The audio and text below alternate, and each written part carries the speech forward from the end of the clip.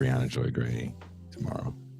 Yay. Tell her I said hi. She won't know what that means. This is I've been manifesting this for how many months have we been talking about this? Yeah, don't be a creep. I mean, this is the only chance I have to No. form the greatest podcast power couple known to man. The greatest podcast power couple is Dave and Matt. Done. Facts.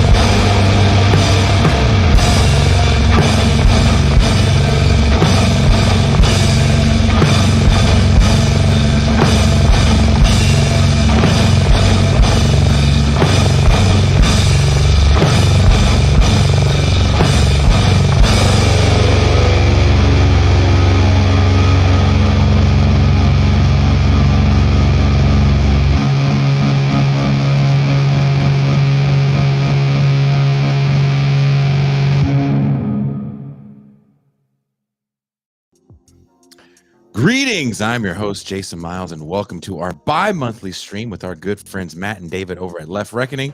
Before we start, if you're new to the channel, please hit like, subscribe, and don't forget to ring that notification bell so you're alerted whenever we go live. Also, if you're watching on the Left Reckoning channel, give TIR a like and a sub. If you're watching on TIR, give Left Reckoning a like and a sub. That simple passive gesture goes a long way in the support of independent left media. Also, after the show, if you're a patron, we'll be going to the phones to take calls and hear what you have to say about the topics discussed on this show. For those of you that are subscribers and patrons, thank you for your continued support. That is the fuel in the engine of the TIR machine. If you'd like to wear your support, let people know with TIR merch. And who can talk about that better than the faceless voice of reason, M. Tucson? Please welcome M. Tucson. Hello, hello. Contrary to Jason's opinion, I do have a face. No. I'm going to cover your face with the hoodie now. You know, There we go. no one saw your face. Did I tell you? I think I might have mentioned this at the live show. Someone was asking, were you there? And you were standing next to that person. And I was like, oh, she was standing right next to you. He's like, what? Where? I'm like, and this is why we'll never show her face. There you go. Just so we can do that one thing. It's more fun that way. I think so. I think. So. Yeah. Totally worth it. I think so. You know what else is worth it? What else is worth it? TIR merch. Oh! Gotta love it. Controversial symbol. Sure to be a conversation starter. Yes. That's what we aim to do here. Start uncomfortable conversations. Uncomfortable conversations on the subway. And strange people want to talk to you about your clothes. What does that mean, young lady, young man? You can talk to them about this podcast. What is Anglo-pessimism? What is that? I'm an Anglo. Maybe I don't like things all the time. I don't know if I'm a pessimist. Do we need a name for our pessimism? And then you say, have you met Daniel Bessner?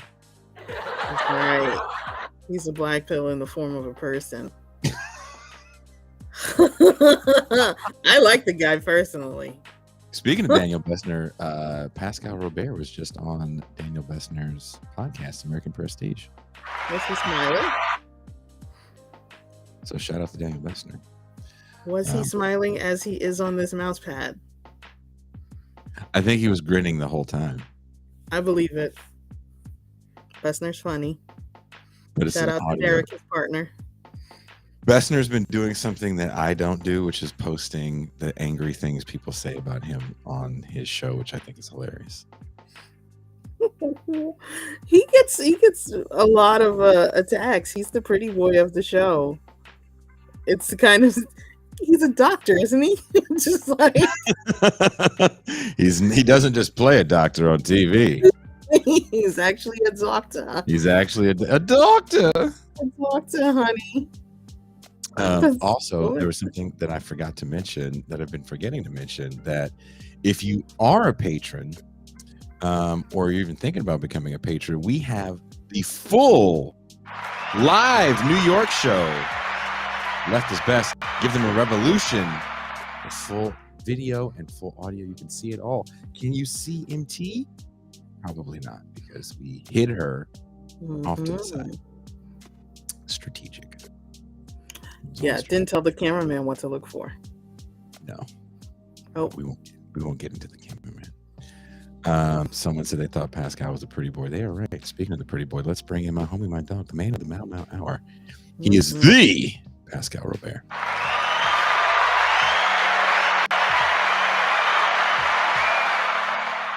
Peace and greetings to the chat. Peace and greetings to the audience. Peace and greetings, Jason Miles. Peace and greetings, M2 Son. What it is right now. You are in a very good mood. This is going to be a great show. You're in a good mood. Another person in a good mood. He is known as David with the good hair. Please welcome David Griscom.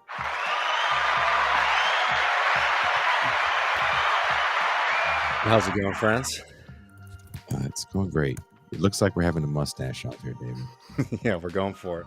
Oh That's the thing is, there's a little period of time where Matt and I both had long hair, and I'd wait till he shaved his mustache before growing mine out, because there's something about two long-haired dudes with mustaches next to each other on camera all the time that I don't think really worked.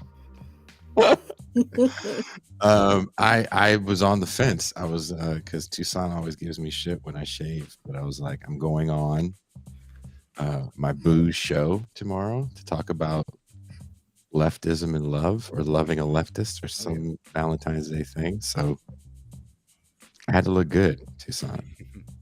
You do? You have a different personality. That's very nice of you to say, David, but you don't have to deal with this person who becomes someone else when he has a mustache. I call him jerk ass Jason. Jerk ass Jason shows no grace. I'm entering my Ron O'Neal phase of this mustache. So much nicer with the beard. I have no idea. All the white people now are Googling who Ron O'Neal is. He's a pusher. He's a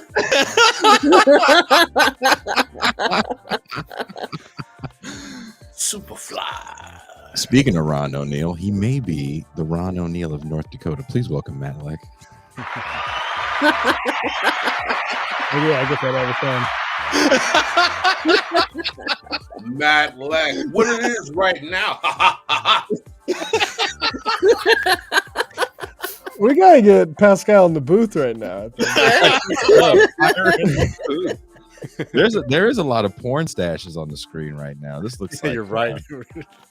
This looks all kinds of. I'm looking on the screen and I'm reading what Andy Williams just wrote, and I'm like, oh damn, this looks inappropriate.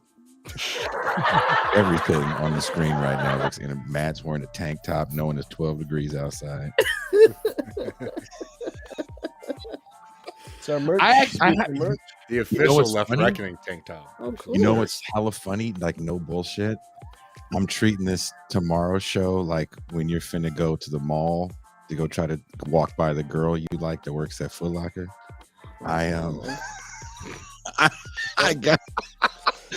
got my Left Reckoning tank ready. Hell yeah.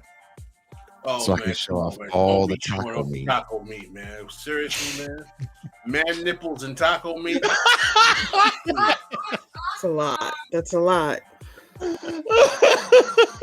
I wish you had a beard for this. This guy's going on a show talking about love in the left with a dad bod, man nipples, and taco meat. Dad bod, small rods. Am I right? Dad bod, small. Dang. That's Jason so with a beard mean. would never. Jason with the beard would probably wear a button up. Jason with the mustache is gonna wear a tank top. Unbelievable. I might even do my segment outside.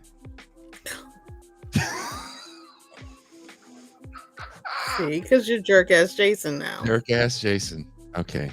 I'm gonna stop being jerk ass Jason.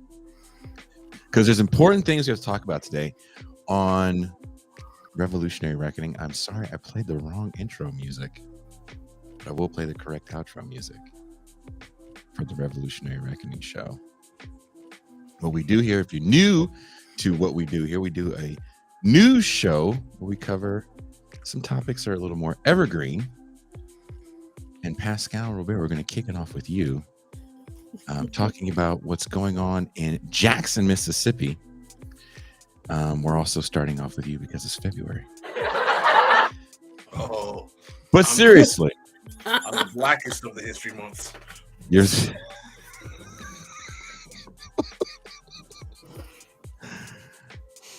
yes. Have we had a black person on yet? No, we will to Saturday. M2 Sun's been here. That counts. It's true, right? We had this long conversation. We were finally going to have all these black people, and then there's like Ostar Bear. And We pushed him towards the middle and end of the month. okay, then I won't feel okay. Well, but seriously, you're bringing something that I haven't seen too much discussion about: the fact that the Republican state legislature majority of Mississippi is creating a judicial district to handle crime in predominantly Democratic and black Jackson, Mississippi. This is from an article in the Mississippi Today publication. A white supermajority of the Mississippi House voted after an intense 4-hour-plus debate to create a separate court system and an expanded police force within the city of Jackson, the blackest city in America, that would be appointed completely by white state officials. If House Bill 1020 becomes law later this session, the white Chief Justice of the Mississippi Supreme Court would appoint 2 judges to oversee a new district within the city, one that includes all of the city's majority white neighborhoods, among other areas. The white state attorney general would appoint 4 prosecutors, a court clerk, and 4 public defenders for the new district. The white state public safety commissioner would oversee an expanded Capitol police force run currently by a white chief. The appointments by state officials would occur in lieu of judges and prosecutors being elected by local residents of Jackson and Hinds County, as in the case in every other municipality and country in the state. Tell us what this means for people of Jackson, a city that has some hard troubles of lately, especially with things like their drinking water. Right. Well, this is a really profound development for a variety of reasons. For those who are not aware, Jackson, Mississippi, in recent history, was considered to be one of the more radical, transformative municipal developments under the Jackson Kush plan, where friend of the show Kali Akuno, who's been on our program, had a plan to develop a cooperative economic model, much in the lines with the Malcolm X Grassroots Association that comes out of the Republic of New Africa movement of the 60s. For those who are not aware, the Republic of New Africa was a kind of radical socialist black nationalist movement that argued to have black people in the South have dominion and control over certain actual states and be able to develop cooperative socialist economies. And the Malcolm X Grassroots movement developed from that movement, and recently was able to develop a plan to not only create a cooperative economic model in Jackson, Mississippi, but with the cooperation of the Lumumba administration, they were able to actually elect a government that was friendly to their agenda. Now, for those of you who don't know, which is obvious, Mississippi is not exactly known to be the most progressive, socialist-friendly state in the country. Jackson being its capital, the state has always been not only somewhat distrusting of the agenda of the Jackson Kush plan and the attempt to try to give Black residents in that area dominion and control of the economic sovereignty. But they've been outwardly hostile in attempting to sabotage the efforts of the Lumumba administration to effectively control the situation in that municipality. And what has happened in terms of the recent decision of the state legislature is that they are doing something unprecedented. Understand that basically the political situation in the legislature of Mississippi is not only divided along party lines, but divided along racial lines. Because it is in the South, we shouldn't be surprised that the majority of the legislature are Republicans, but they're also, white conservatives. At the same time, the few blacks that are in the legislature are also in the Democratic Party. One of the consequences of this is that the majority white Republican legislature has set forth a plan to basically strip Jackson, Mississippi's capacity to elect not only its judges and municipal police force, but to put that in the hands of the legislature as well as the Supreme Court and the state administrations, who have always been hostile to the attempt of Jackson to maintain dominion and control of its affairs, and now have that reactionary right wing and probably also a white majority govern or choose who those institutions will be made up of in perpetuity, which is a significant attempt to remove sovereignty from Jackson. And if you don't think there's a correlation between the desire of the municipal government of Jackson to implement this kind of progressive cooperative economic model under the Jackson Kush plan, and the Lumumba administration being a progressive, or believed to be one of the more progressive Black administrations in the South, then I have a bridge in Brooklyn to sell you. But at the same time, we do have to realize that Jackson, Mississippi does have a Black political class, and there are class tensions that exist between the government, the mayoralty of Jackson, and people like Kali Akuno and the Jackson Kush movement organizers as well. But at the same time, this combined with the water shortage problem, the water problems they've had as well, illustrates that the state of Mississippi is not interested in seeing a progressive, left-leaning political project of Black political sovereignty within its jurisdiction, and will do everything possible to sabotage it. Does anybody have any comments? I mean, I wonder how credible the threat is, just because we've been seeing the Republicans been trying to play this game. Like, Republicans love to talk about small government, local government. They don't like big government, but they don't like when local government starts going up against, the shit that they want to do. I mean, I'm just saying, because here in Austin, there's been like a historical fascination with like weird ass Republicans to try to turn Austin into like a DC style thing, where the city is run by the state instead of the city being run by the people like you would want it to be.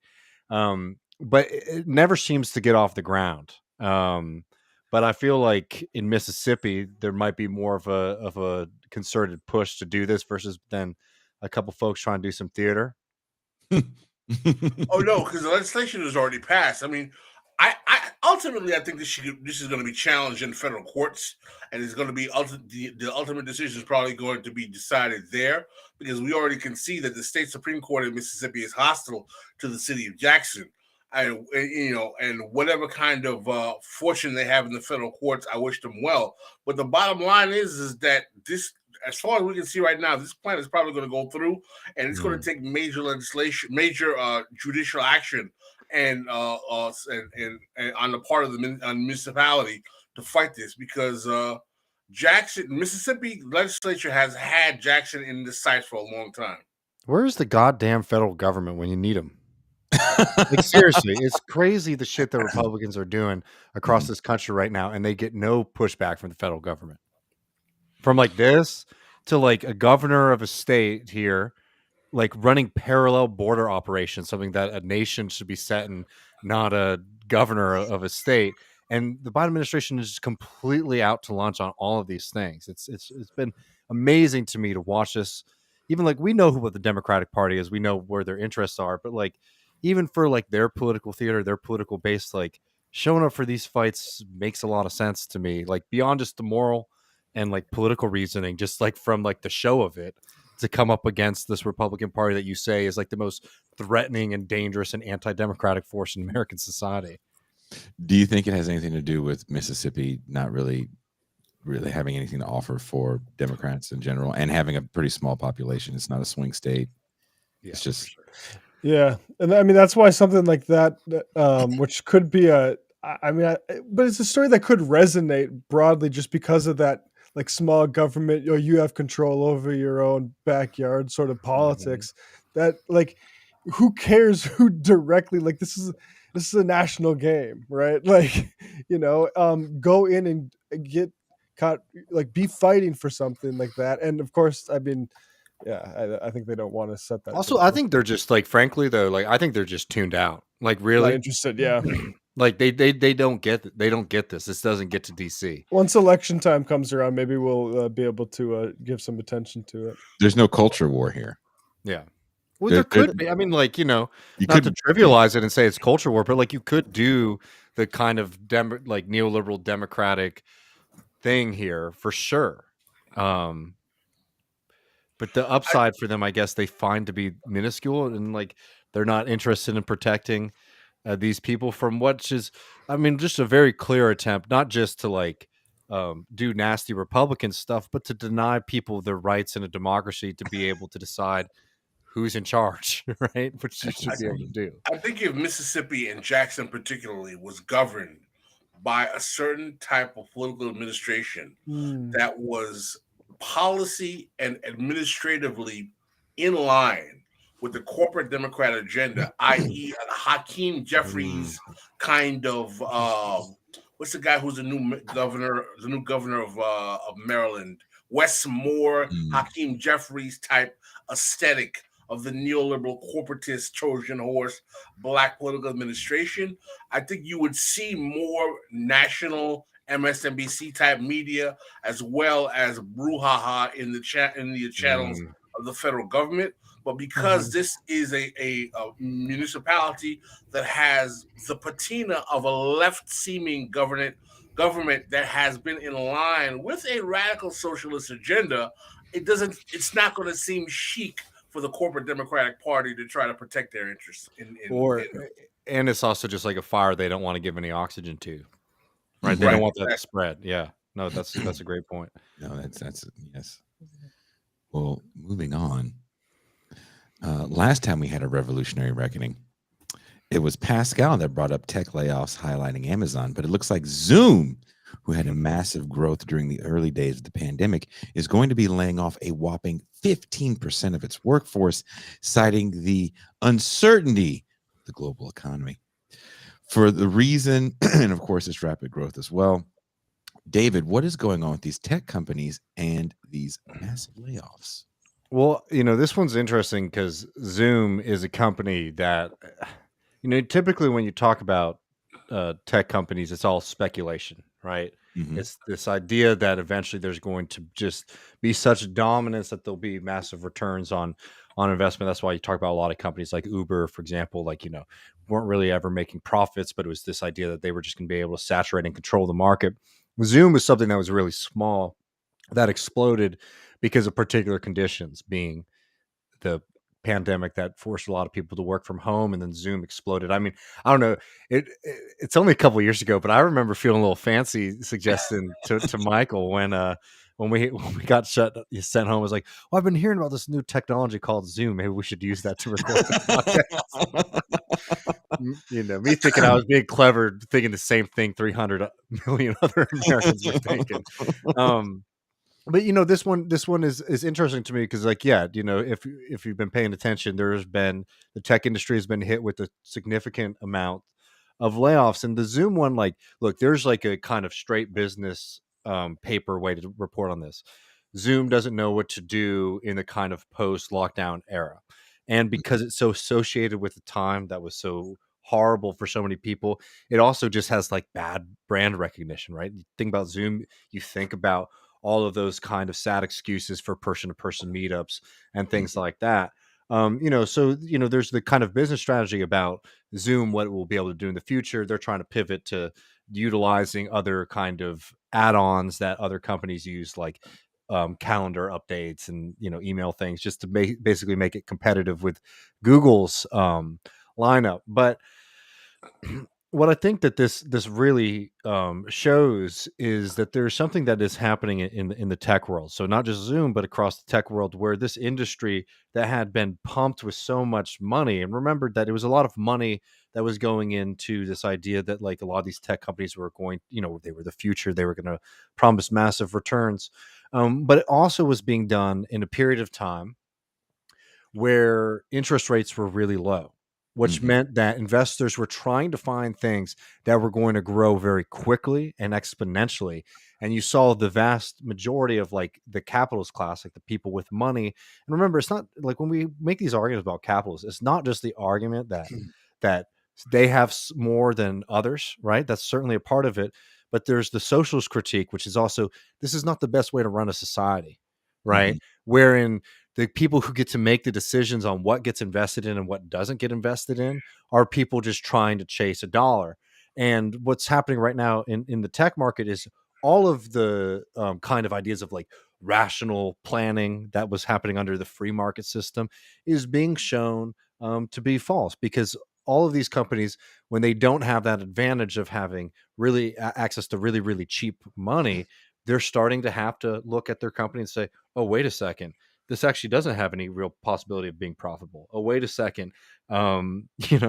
We are the fundamentals of our business are fairly weak. And we also don't have a lot of like base capital or like base structure here. Like if you own a factory, a car factory, like you own a factory and a piece of land and all this stuff. A lot of these companies are built around like ideas. And the good thing about an idea is an idea can get really, really hot and attract a lot of money really quickly.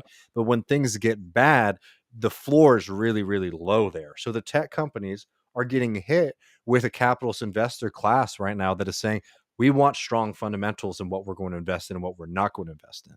So, Zoom's certainly struggling because of the change in like the actual dynamics of work in this country, where Zoom as a platform is becoming less attractive.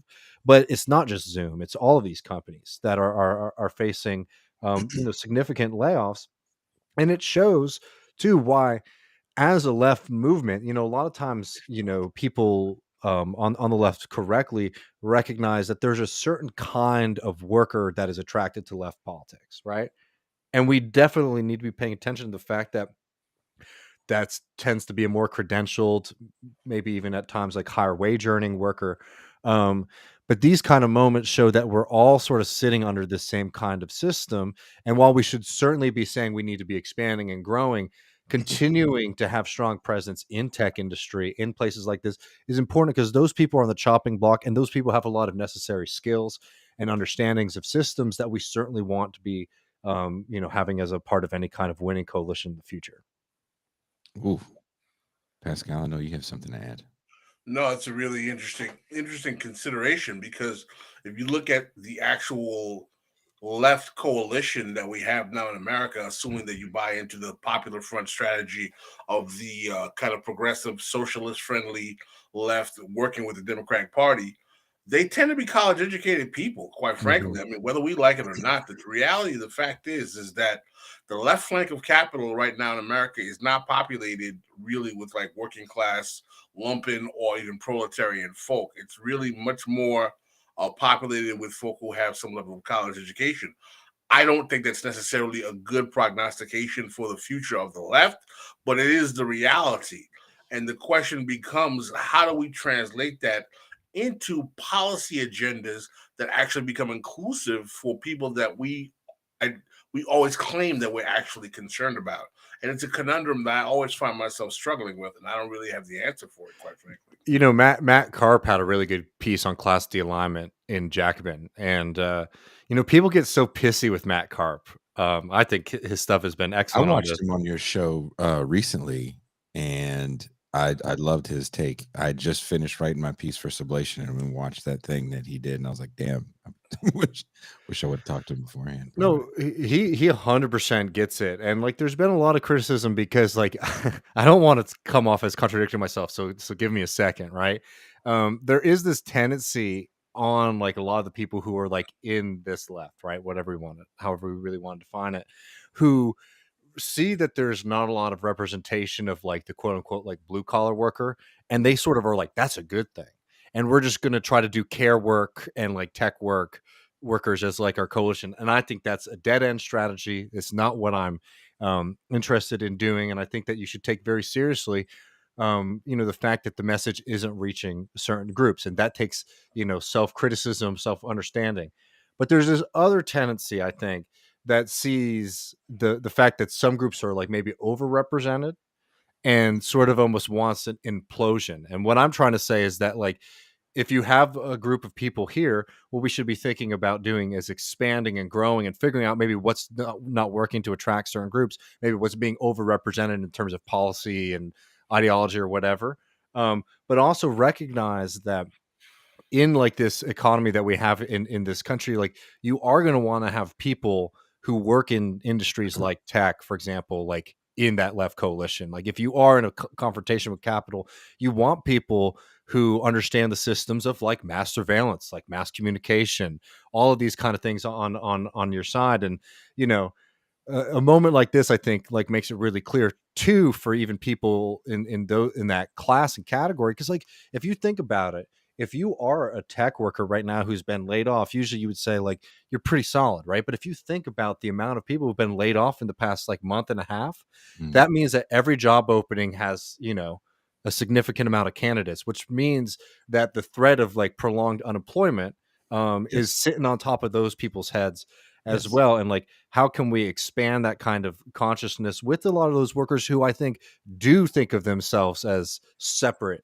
from like the general like working class, to build up that strong like coalition that's necessary. I mean, one of the things that like should be helpful for building a strong left is the fact that you can have like tremendous amounts of advantage, and a college degree gives you that. A high income wage gives you that.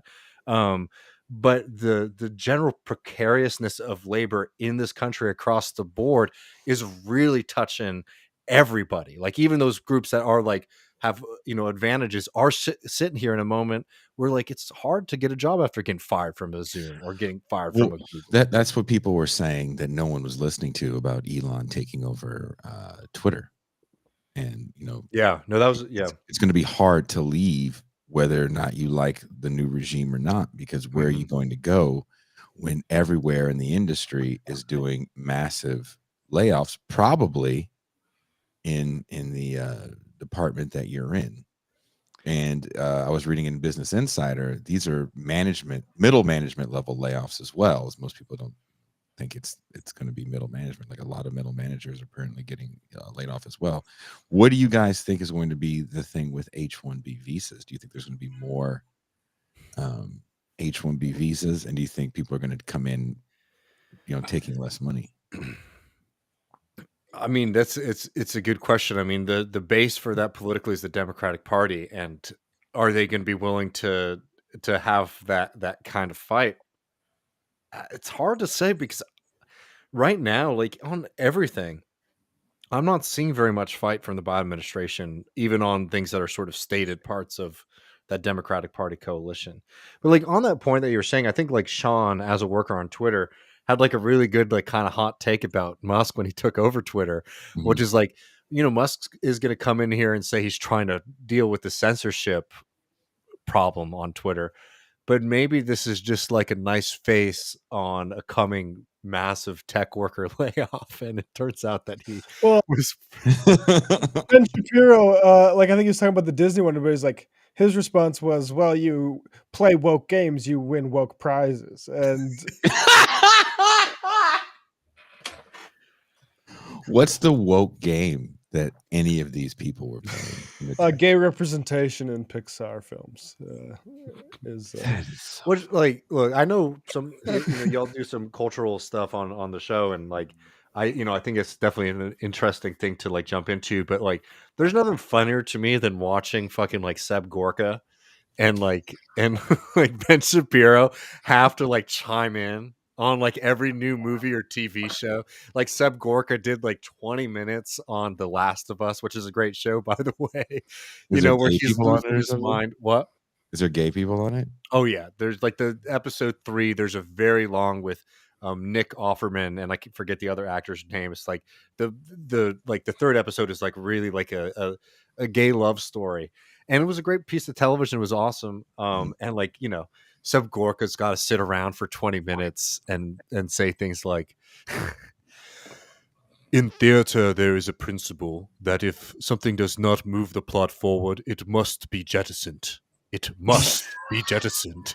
And he's just doing that for 20 minutes about like the zombie show, which again, like I think is good, but like I couldn't imagine as a professional having to dedicate as much time as they do to whatever fucking. I don't like I hate remakes. I get people get mad at like, oh, you're remaking and you're throwing in like these characters that are black or whatever. Like, to a certain degree, I kind of will listen to a certain degree because ultimately I don't care. Especially if we're talking about make believe.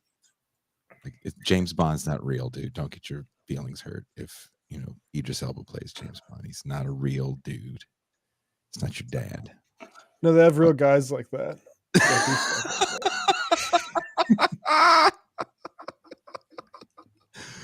Like I don't care if a character is gay in a movie. Is the movie interesting? But I guess these guys are really that's the cult. Gene Bajlan said last year, he's like, with a Democratic administration, Republicans can't run on tax cuts for only the 1%. So they have to just go ham on culture war stuff. And that's literally what we're seeing. It's just insanity on what was it? Purple Tucson. What was it? Purple M&Ms or something like that. Oh yeah. The green M&M don't have boots anymore. So is that right? She's not sexy and it's unfuckable. She's not sexy. Right? I can't fuck that cartoon. She wears sensible shoes now. Yeah. It's just witch hunt energy. That's all the Republicans are tapping into. Yeah, but the problem is that it has an effect. So a lot of people buy into it. That's oh yeah, absolutely. It's timeless. Well, you know what? Particularly when you have a leftist that offering material politics. You know why? Because you can have an argument about that shit, and you don't have to know anything because it's all feelings. It's for babies. You also don't have to care. Literally for babies. Like I don't know. Watching the Grammys, people were upset about things that happened in the Grammys. The fuck? It's like I see one more post about the Illuminati and the Grammys. That's like, God, man. Oh my god! Did you see the picture of Jay-Z drinking blood? Oh, that was really good. Yeah, did y'all see that? Yeah, because wine is not that thick. Yeah, he's drinking like if I were to guess, like a very, very nice, like 16% ABV Cabernet Sauvignon. Ooh. And they're like, I've never seen wine that color. Fancy, Dave. Look at this guy. Does that go with your pulled pork? If you're gonna eat this brisket, the best pairing of wine. Hey, we're growing wine in Texas now, so I know a thing or two about it. But it was like that conspiracy stuff is so wild to me because it's like the most like. What's the most obvious answer when you see a picture of somebody holding a wine glass with a red liquid in it? Is that like, oh, it's like a nice dark red wine? No, it's blood. but no, you know what's even funnier is no one talks about all these blood banks in the hood. Places where grocery stores were when I was growing up are being replaced with blood banks. That's wild. You know what I mean? And I'm sure Jay-Z has some stock in that. Yeah, well, I mean, what's the the plasma services and stuff like dude, that? You get ads for that, Matt? It was all over my college town. I knew people all the time who did it, or it was test for medications, these prac studies. And it was just all kids like who needed more money for fucking dinner. I don't know. I'm on some list for being a poor boy, and like I get a lot of crazy mail of like the most usury like payday loan things. But my Instagram right now, I just get plasma ads all the time, like donate your plasma, make $1,000 and buy a Mac. But Yeah, the computer market's time shit is so No. fucking Buy a MacBook, so you can sit at McDonald's and not Starbucks with your MacBook and just shit all over all the homeless people that have to hang out there. it's pretty wild stuff. That's how they're selling the blood bank. Like, hey, sell some plasma and shit on some poor people.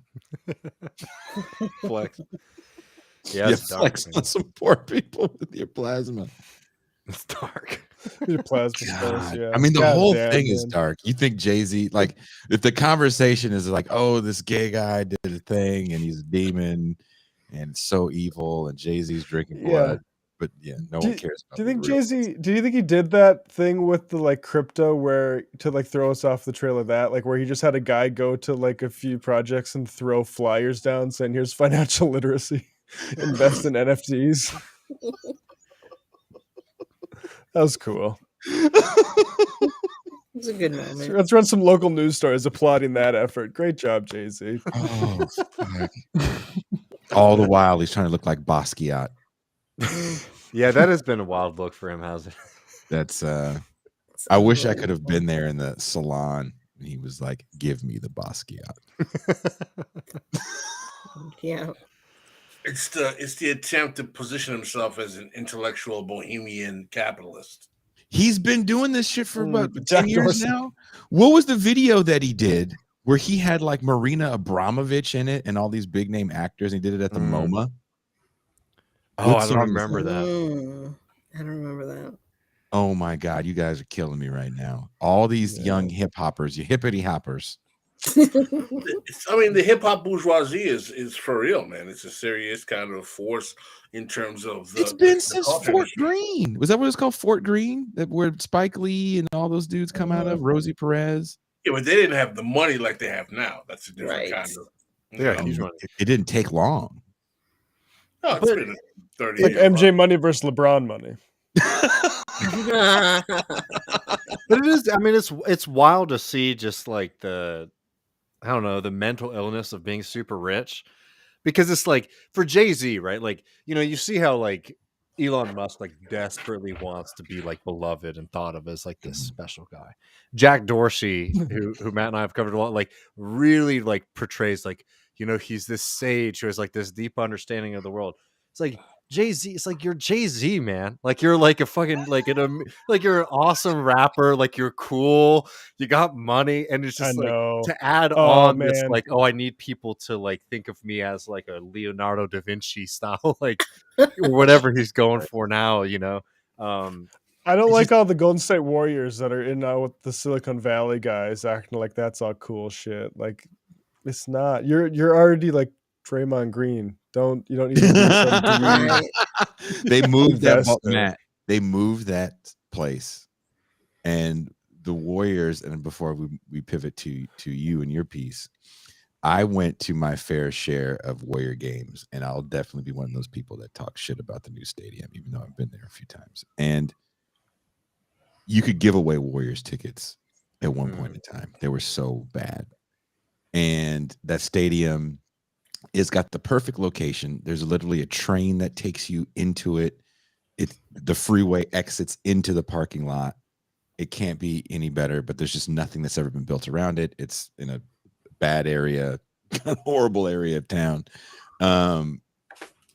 But when those dudes moved to that new stadium, not too far from where the Giants play in San Francisco, and it was already changing when you went to Oakland already. You were seeing different people showing up to the game because tickets got so expensive when they started winning, much like when the San Francisco Giants, another place you could have given tickets away.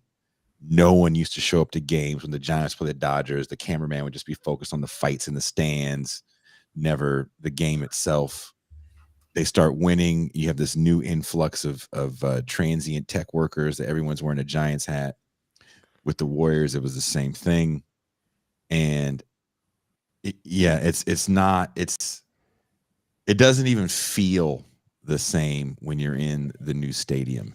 Oh, I bet. Yeah. I mean, I felt so bad for Oakland, losing the Warriors, losing the Raiders. It was just like, I don't know. Something The really Raiders hurt, and I hate the Raiders. I'm not a Raiders fan at all. I'm a Broncos fan, but I'm wearing a Broncos shirt. I hated seeing what happened because it just became empty. There's this massive encampments down International Boulevard, which is the street the stadium's off of, and it's just sad. I think there's like a couple thousand people that go show up to A's games. Mm. And when I was a kid, the A's were breaking attendance records. When I was 11 and 12 years old, living in Richmond, California, which is in the East Bay, everybody wanted to be an A's fan. Mark McGwire was there hitting home runs. Jose Canseco was there. Dayton Madonna hitting home runs. Ricky Henderson, the pride of Oakland. Dave Henderson, Dave Stewart. I mean, that team kind of embodied the city like I've never seen a team embody the city. Maybe like the 80s Niners embodied a certain kind of crowd with San Francisco. And to see what that has become is just, it's like I don't even understand the Bay anymore. Damn. No, man, it's tough. I just like whenever I think about shit here, I always remember Oakland.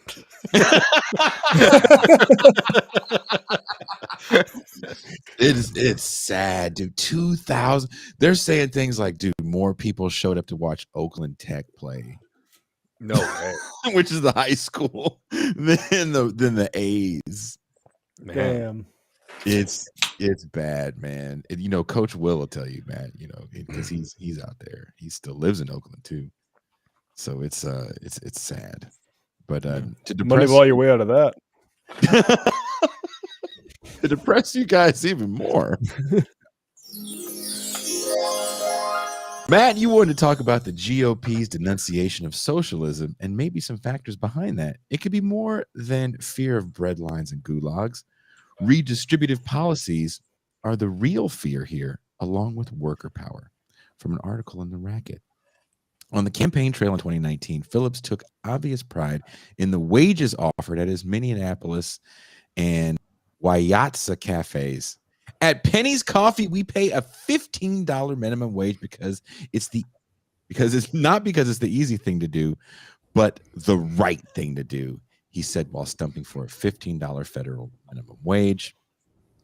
A cynic could argue that for the 21st wealthiest member of Congress, it's both right and easy.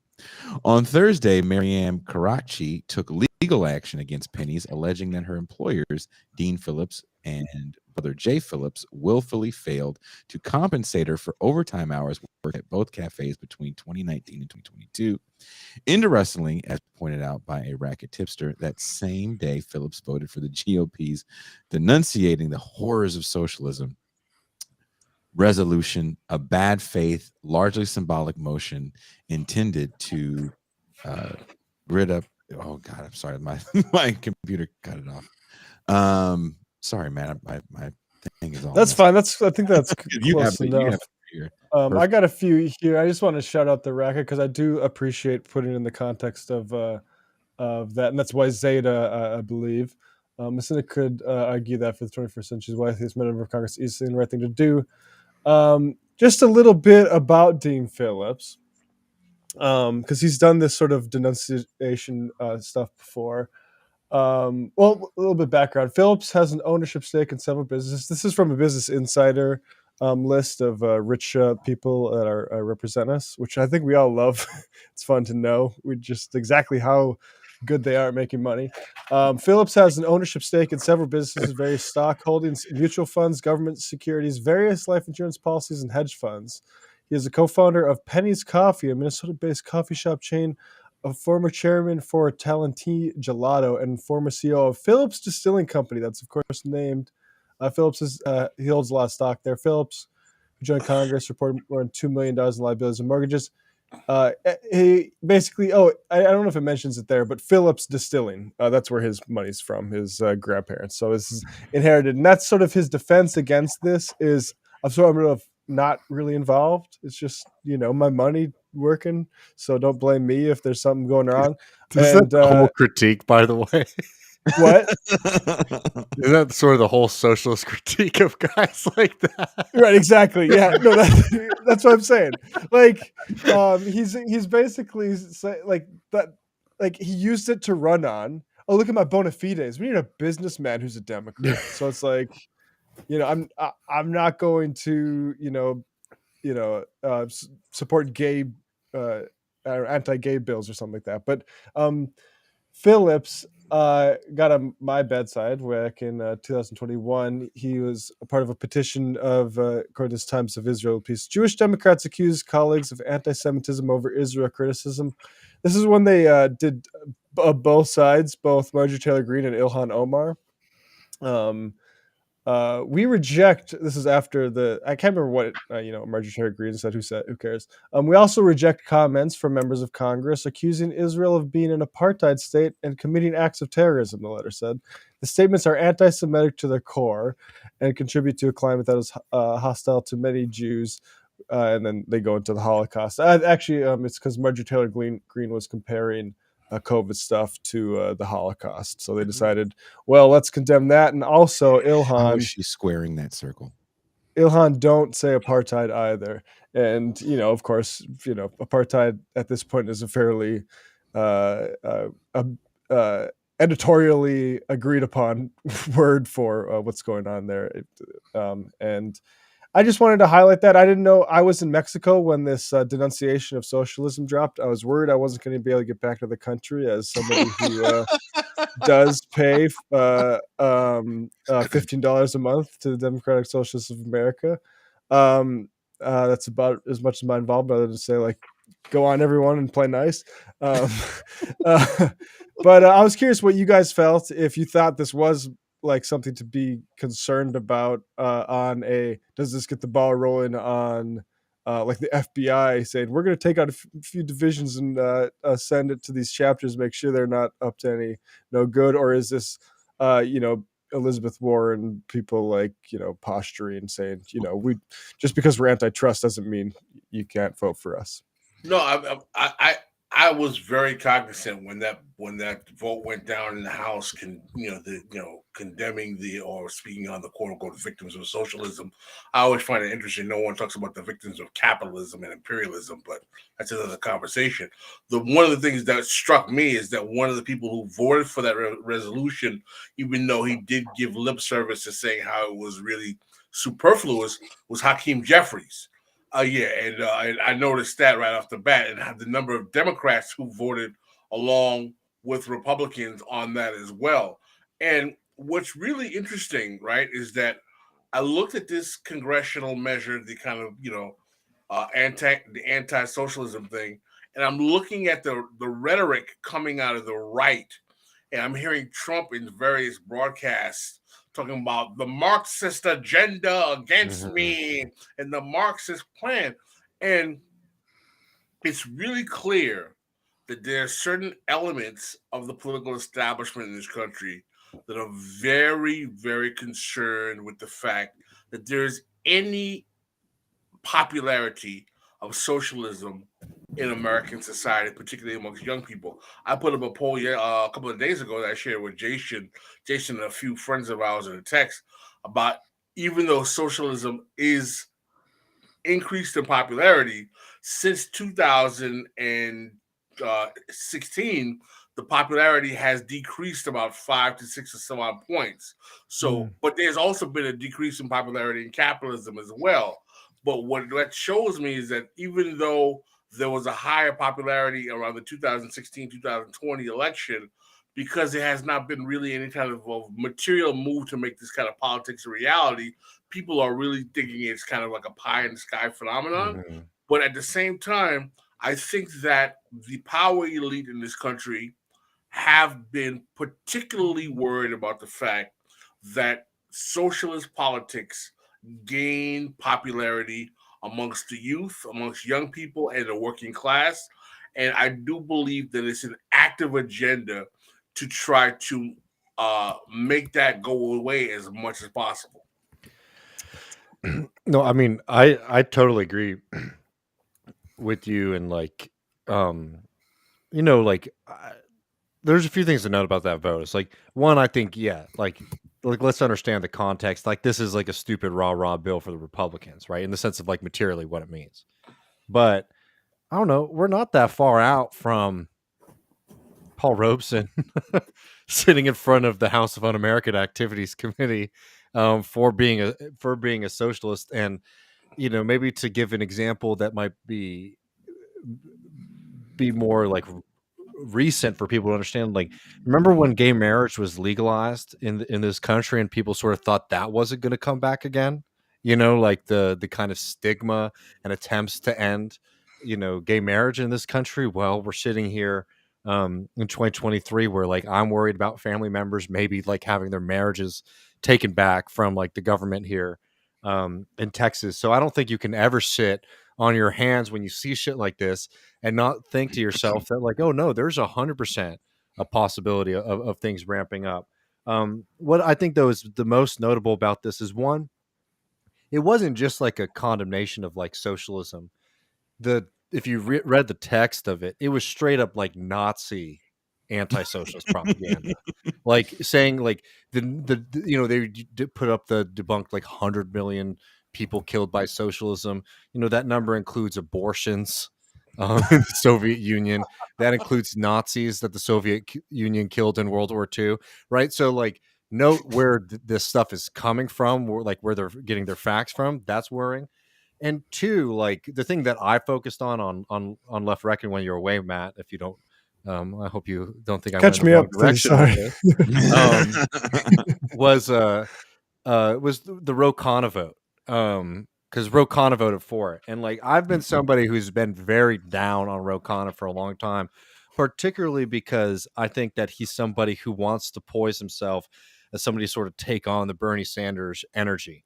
And this is somebody who spent the entire time when he was campaigning for Bernie saying he didn't really think Bernie was a socialist. And, for me, like, the Bernie hope is, one, like, he wins, which is great. And two, that it's a really great kind of like public campaign for us to build up understanding of socialism. And like, so I always mistrusted him from that. And people were saying, oh, well, David, like, oh, whatever, he's just doing this. It doesn't matter. It gives him protection. One, the Republicans are always going to call you a socialist, no matter who the fuck you are, if you're not a Republican. Obama. Two, if it doesn't mean anything now and he's willing to do it, that makes me more scared about what he'll do when it might actually mean something and giving him like a real advantage in the future. And last, I don't know if y'all saw this, but in his defense of his vote on Twitter, do you know who he cited as inspiration? Oh, was it the Kaiser? Bismarck. Oh, okay. Oh, hell yeah. My home area, out of Bismarck, North Dakota, baby. Yeah, no, he was shouting out Bismarck. Iron Chancellor. No, he was going after after Bismarck. And for people, this is a long ass time ago, so people might not know what like the best defense of what he's trying to say is that, like, Bismarck had some like level of like national renewal, progressive in the sense of like it being better than the previous system, like changes to the system in Germany, but he also like waged war on the socialist parties, and banned them and did all this kind of stuff. And I think that to give Roe some fairness, I don't think Roe was citing him in the sense of Bismarck being anti-democracy and anti-socialist party, but like that's also the guy that he's like saying like, oh, that's who we should be modeling some of our politics after. I think it's bad. Roe's been somebody who I've been very worried about getting too big, because I will just say on the other side, I'm also not somebody who can't see the difference between different people who are lining up against us, right? Like, if Roe wants to vote for Medicare for all and we get in a situation where like Or we have have good foreign more policy. socialist representation and Roe is a vote there, I'm happy to have him with us on that. But Right. I think it's also important, like, when you do have some level of alliances with people, is knowing that these people want a very, very different thing from you, and in fact, like, don't want you to succeed to a certain level. And I thought it was a really clear moment where a lot of folks stand on this question. Pascal. I totally agree with Dave, man. It's just that we should not underestimate, as people who are on the socialist to radical revolutionary socialist left, the possibility of these people coming after us at some point. I mean, don't underestimate at all. Before we end the show, I mean, did you guys watch that thing on Democracy Now where the guy infiltrated in, was it Denver, the leftist movements, and was getting people to like tell me guns? about that. I don't know about it. He was an informant for the feds.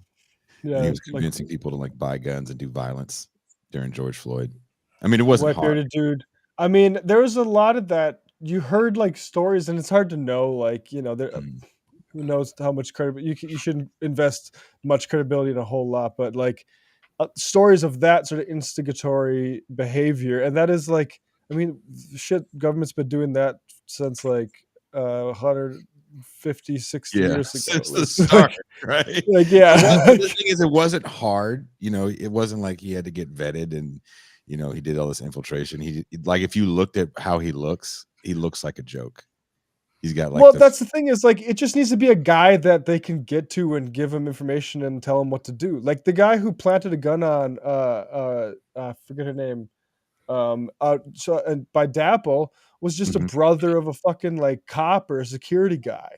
And they like said, I can't remember what the offer was or if it was to expunge shit or what it was, but like it got him to try like get this woman to fall in love with him and plant the gun in her hoodie. Like, you know.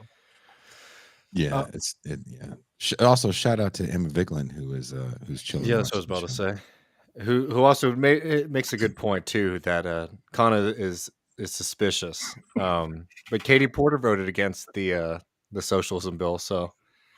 Oh, she really? Yeah, of course. Red Fun Phallus. Sorry, I just wanted to put that name. That's Red Fun Phallus. Oh, is that Emma Vigeland in the chat? Mm-hmm. Looks like Yo, Emma, what up? Who's winning the Super Bowl? Who's winning the Super Bowl? The Chiefs.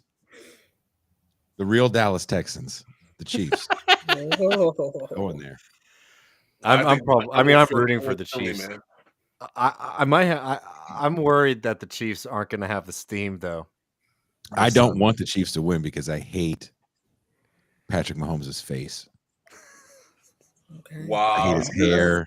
You stop with the anti-light skin. You and your anti-light skin energy, man. Too many light skin people, man. Too many light skin people. Jason has an endemic contempt for light skinned Negroes. It's really. I told Brianna, I said, if I'm going to be on the show, you can't have Teray on the show. There's no light skinned people. It has to be. Oh my God. What do y'all think about the have you seen any of the script stuff? I'm so tired of that. Everybody got a stupid meme, man. It's so good. These cats are like, and then I'm like, dude, come on, man. Come on. You really? That's what you, okay. You just walk away at that point. Those are just, I don't think you have to. Like if I'm in a room and there's a QAnon guy and NFL and all sports have a script guy, I might go to the QAnon guy and be like, tell me more.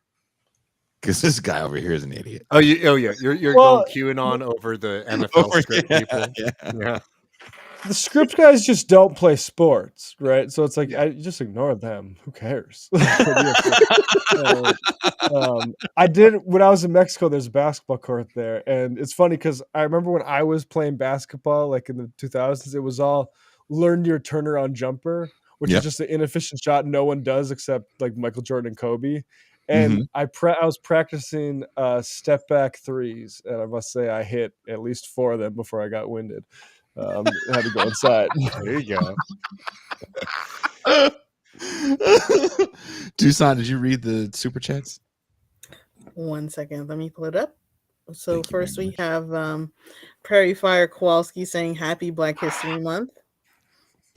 Jason told me, okay. Jason told me unprompted at an NYC bar that all super chats in February count towards reparations. He also said, unprompted, as a poll, I owe less than other whites. Oh, damn, I'm in on that then too. I believe I probably did say that. Yeah, it sounds like does that sound like something Kowalski thought of Combine? That's right. Totally agree.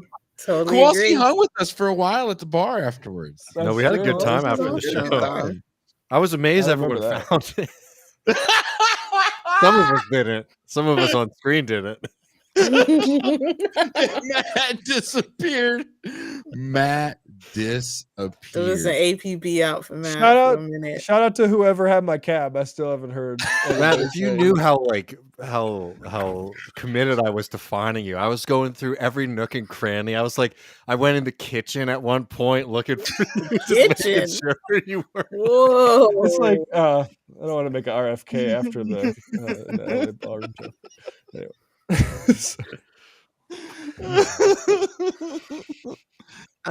We have super chat from JB who says Jason is jealous. Mahomes is better than Elway. I don't know what that means, but it sounds like fighting words. It is fighting words because Mahomes played with the talent that Elway had on both sides of the ball to go to 3 Super Bowls. Even though he lost, Elway only played with 2 Hall of Famers, right? Him, I think, is Steve Atwater in the Hall of Fame? I know Terrell Davis is in the Hall of Fame. And Terrell Davis only comes the last 4 years. McCaffrey make it? Hell no. Wasn't there a linebacker? I don't think Tom Jackson's in the Hall of Fame. I don't think Carl Mecklenburg's not in the Hall of Fame. Maybe Randy Bradshaw. Randy Bradshaw was before Elway.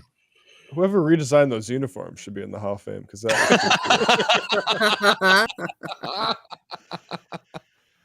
So yeah, Mahomes is. Oh yeah, how stoked are you?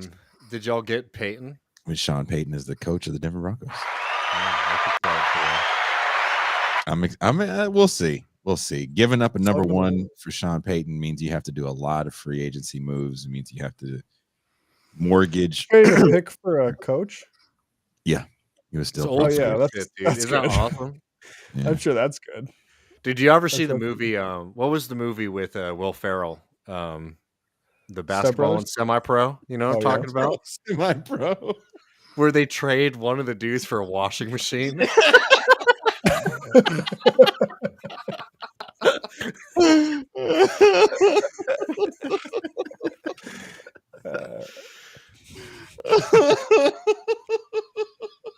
Just fucked up. Well, can I add this one last comment? It's not a super chat, but Born Sinner Cold World says, "Isn't all Jason's kids light skinned?" How does that figure in? Every single one. Every single one of them. There's layers to this. They are. They are all beige kids that don't look like mine whenever we're together. Jason is living proof that the theory that black is dominant is a false. Yeah. None of those kids. Not near one of them. It's it just is what it is. Thank you again, Matt and David, for coming on and joining us. If you, the listening, viewing audience, haven't done it yet, please hit like and subscribe and the notification bell so you're alerted whenever we go live. Also, go over and give a like to Left Reckoning. Again, I can't say enough how that small gesture goes a long way in the support of independent left media. Also, if you're enjoying this, become a patron and watch the NYC show, live in its entirety, where you can see us all on stage. You can see the hard work that Jordan and Quinn did to make the backdrop screens. I was watching a little bit of that when we got the file and it was downloading, and I was like, damn, that shit look good. I was like real proud of that. So thank you once again to super producer Jordan, Quinn for holding down the merch, Sam and Emma for coming on. Before we sign off, I just want to touch on something I was reading about real quick. I haven't seen anybody talking about this, but the Skid Row Housing Trust is facing insolvency and could possibly be facing foreclosure, which would spell doom for many of the people in the 2,000 units they oversee. from an article in the LA Times. For more than 3 decades, the trust has been a mainstay of Los Angeles nonprofit housing community, building and managing nearly 2,000 units of single residence, occupants, buildings, and permanent supportive housing. Skid Row Housing Trust is not only an institution in the region for providing much needed housing for people on the margins, it really led in creating a norm of permanent supportive housing, said Miguel Santana, president and chief executive of the Weingart Foundation, which chipped in $200,000 late last year to help keep the organization solvent. The Hilton Foundation and Cedar Sinai philanthropic arm also donated $250,000 and $150,000 respectively to help the trust stay afloat in their near term. The footprint in LA is significant, says Santana. They have been advocates for preserving housing for people who most need it. So it's unfortunate that it's gotten to this point with their finances where they're not able to maintain the breadth of assets they have.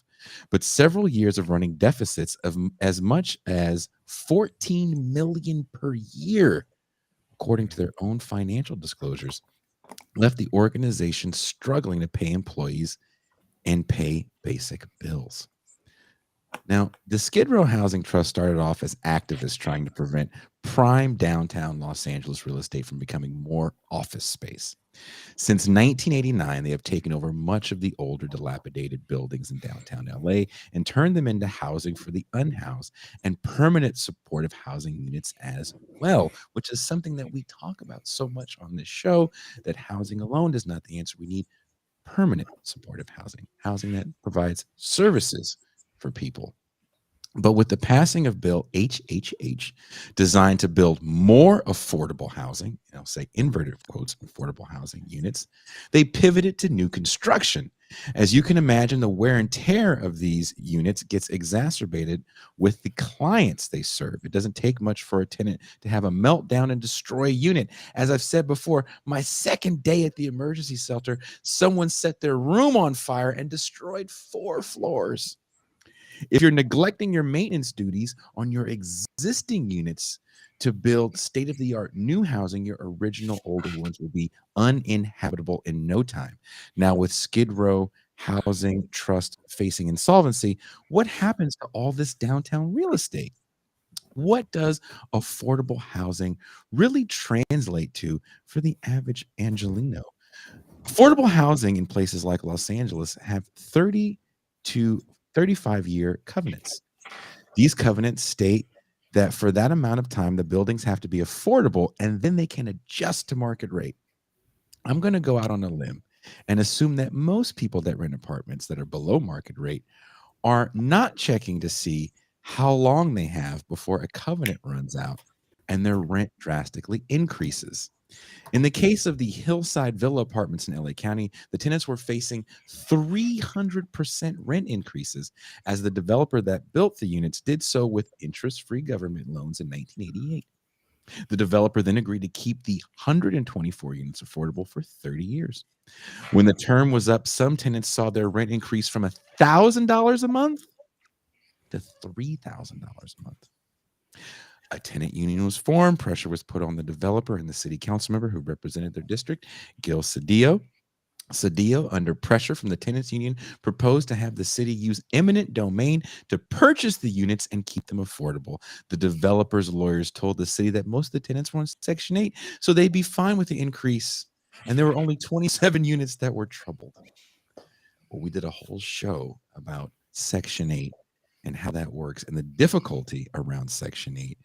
So it is insane to assume that it's just a matter of checking a box and getting a payment increase. The sad reality is that the city can't afford these units, and the city attorney was against it all along.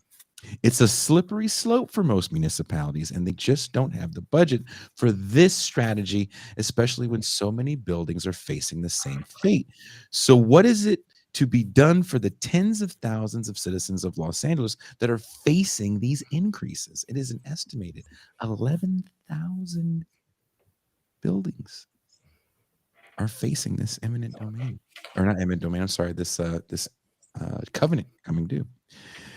As we've heard today, there is a federal war on labor. Labor is already a shell of what it was before the New Deal in Taft-Hartley, and the precarity of gig work is being upheld by tenacious companies that fight tooth and nail to make sure right-to-work states and employees' rights stay a thing of utopian fever dreams. This is the era of the individual, and all that is needed to find success is mindfulness coupled with a rise and grind mindset, and driving for DoorDash and Uber is just a means to an end. Tech layoffs en masse, affordable housing covenants coming to an end, and we are still dealing with the pandemic. We need help at the federal level to attempt to begin to address these problems. And that won't happen just because we get the right person in office who echoes the right slogans. So until then, do we continue to hope for the best with what we have now? Or do we finally start to see through the facade of the political burlesque and start attempting to build real working class power? Let us know what you think in the champagne room. Thank you, Matt and David. You'll be taking a break from Revolutionary Reckoning for a while. Again, if you haven't done it, please subscribe to Left Reckoning. If you're watching on the Left Reckoning channel, please subscribe to TIR. Thank you guys for watching and commenting in the chat. Let us know what you think in the comments. We are. Could I throw something in really quick? Yeah. If you're looking for what you want to cook on Sunday for your Super Bowl party, in addition to all the awesome bonus content you get on the Left Reckoning Patreon, I have added my world famous official Left Reckoning Texas chili recipe to our Patreon. Oh, and you can get that by signing up at patreon.com. Hey. I'm a vegetarian and I want in on that. Just when you thought you can make it with beans. Just if you do eat meat, you can't put beans in the chili, but if you don't eat meat, put beans in there, it'll work perfectly. Texas people don't like beans in their chili. I see. I learned that the hard way. Working in the Gulf for the Texas crew. Thank you guys so much, and we'll see you on the other side in the champagne room where the phone lines will be open. We are out. No. Take care.